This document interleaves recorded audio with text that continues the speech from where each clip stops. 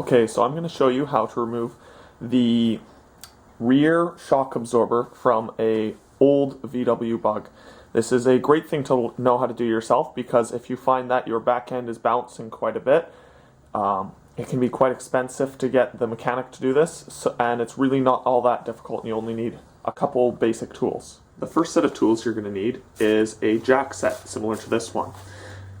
You'll need a jack, 2 axle stands, and some chocks for the front wheels.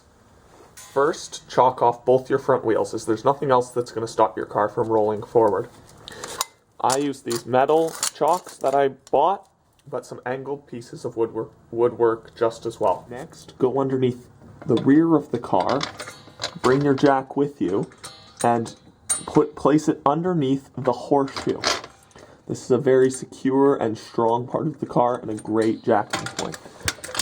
Jack the car up from there. Try to center your jack on the horseshoe. Place both your axle stands underneath the horseshoe of the car and slowly release the jack from its spot and allow the car to rest only on the axle stands. Never rest a car on a jack. Always use approved axle stands. I use 2-ton. Next, retrieve a breaker bar and a 19mm socket. Remove all 4 of the lug bolts. Loosen them one at a time first before fully removing them.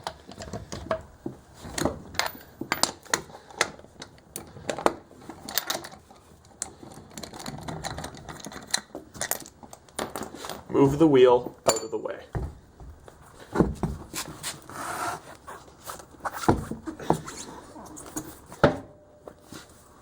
Using a 17mm socket on the back,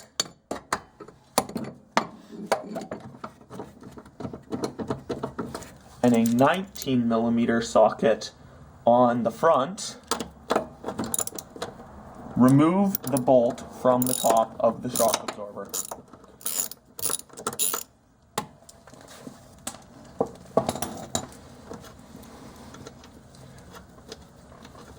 Store the nut and the washer in a safe place where you won't lose them.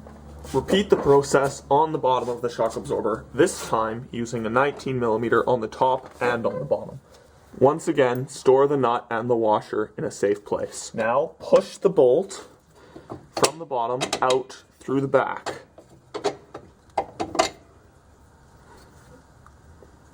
This may take some effort the first time. Remove the top bolt as well. Lower the shock absorber down, twist, and lift for a full removal. You've now successfully removed your shock absorber. You may notice that one end, the metal sticks out, and one end, it is flush. When you buy your replacement part, both ends may stick out, and you may have to hack off some of the metal that sticks out with a metal saw.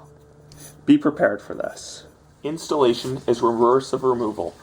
Make sure that the end with the wide metal goes on the bottom and the end with no metal sticking out goes on the top. Tighten all the bolts to 43 foot-pounds using a proper torque wrench.